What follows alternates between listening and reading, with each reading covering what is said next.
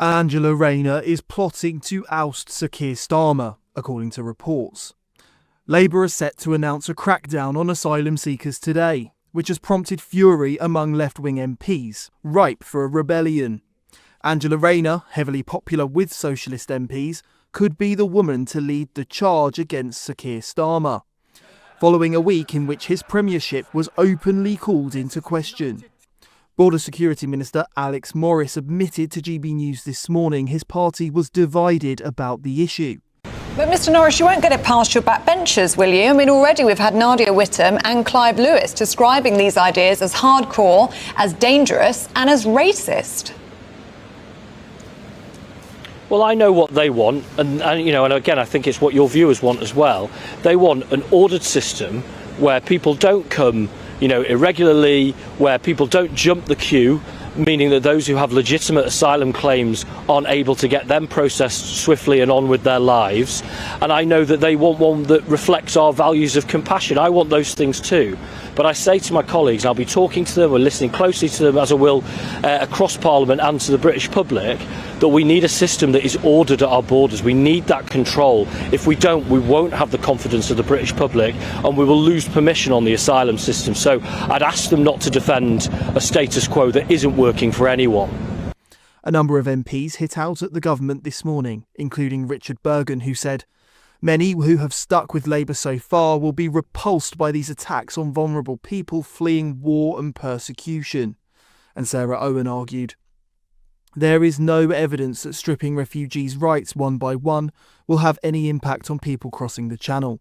Taking jewellery from refugees is akin to painting over murals for refugee children. These repugnant deterrents did not work for the Tories, and they won't work for us."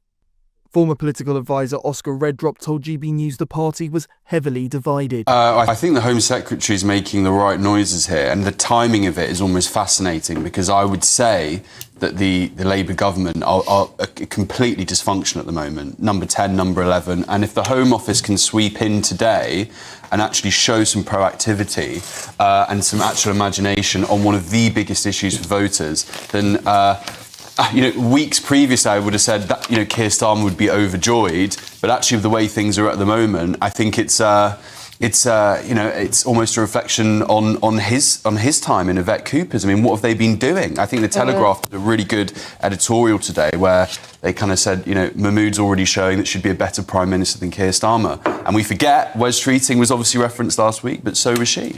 So I think politically it's very interesting.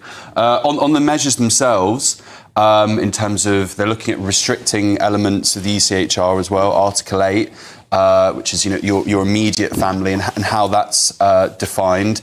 I think that's pretty solid stuff. It does all feel slightly tinkery, and I would include that in terms of the returns. I mean, we still have lots of agreements that we haven't been able to sign yet, and the one with France just simply isn't working. And I think all voters can see that. I then also think, and I'm not trying to be too negative on it, but this is a political reality. I think there's going to be, and you've got the Guardian front page in front of you there, Chris. There's going to be. It's going to be tough for her to sell this to a lot of Labour MPs. I mean, having said that, it's been written up well across all the papers, left and right-leaning. I mean, people are applauding the fact that it sounds to be tough. But is it anything more than just hot air? Because I can think of three things that stand in her way: the ECHR, human rights law, and Labour backbenchers. I mean, would she be able to even get this through? Yeah, absolutely right. Those are challenges that do, when this kind of flies in the face of reality and collides with reality, it's still going to take probably years for any of this stuff to kick in. And when you go, OK, Home Secretary, you've rightly, finally identified the limitations and the problems we have with our legal system in the ECHR in this country, why not just go the whole hog? Oscar, you mentioned there the issue of Shabana Mahmood. Now, of course, I'll view all this through a kind of could she replace Keir Starmer lens. I think she's got away with something here because, of course, she was Justice Secretary from the election to September this year when all those early there's mistaken releases were happening. I mean, she kind of...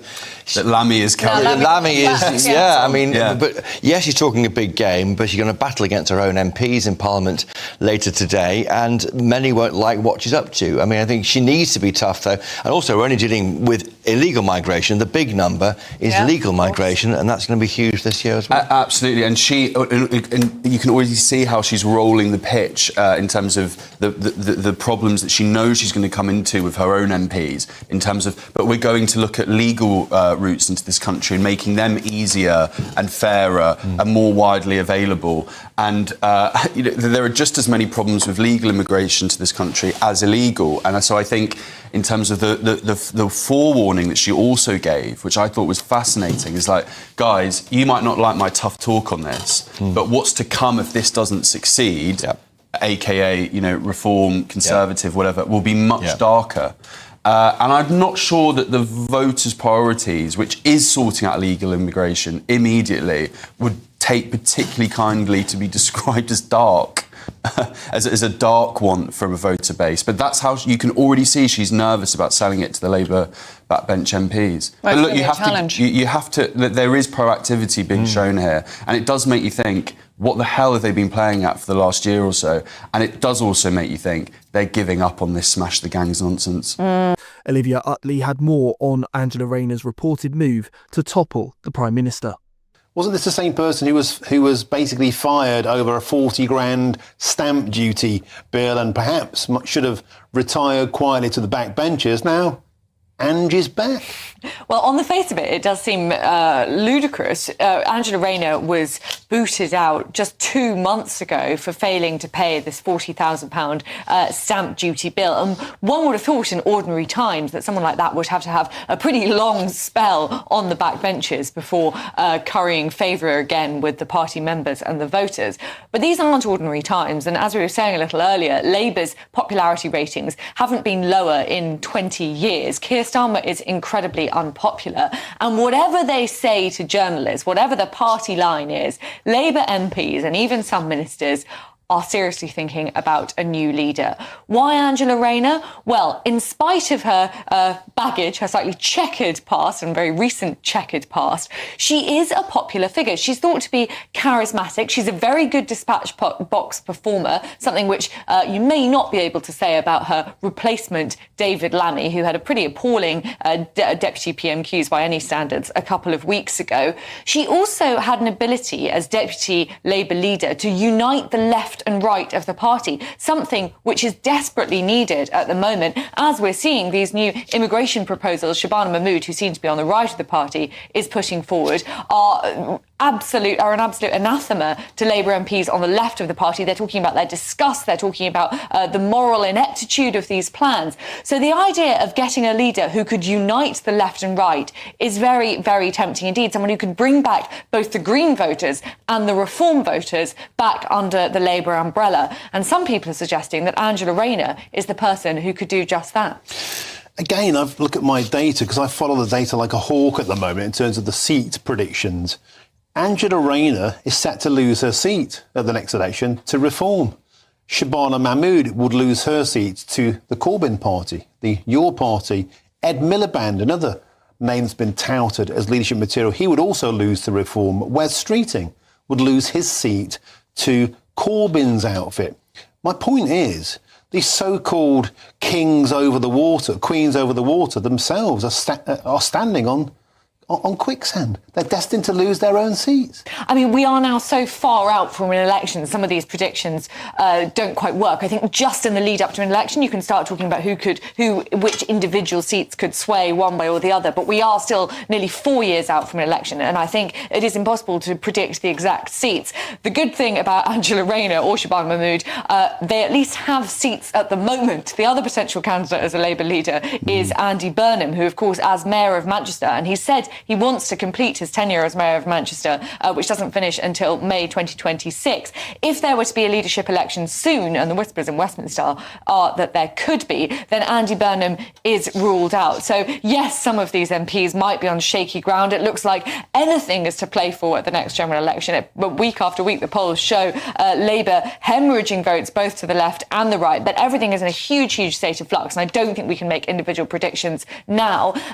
Yes, they are all on slightly shaky ground, but at least they have seats for now, and they are, for the most part, more popular than the current Prime Minister. But we can make predictions based on polls for those forthcoming elections in May.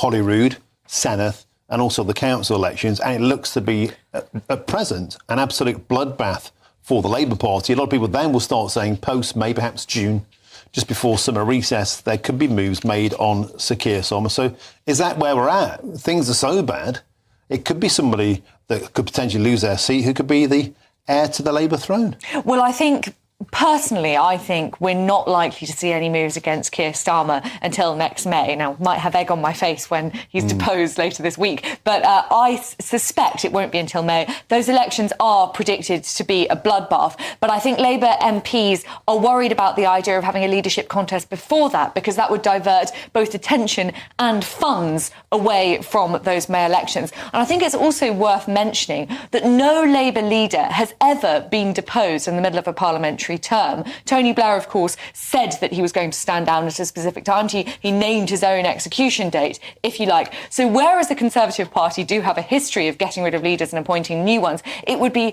unprecedented for Keir Starmer to be got rid of and replaced. So I think that Labour MPs will give him a little bit more of a chance. Let's not forget he did win this huge majority just 18 months ago. So I think we're looking at after May. But after that, it's anyone's guess.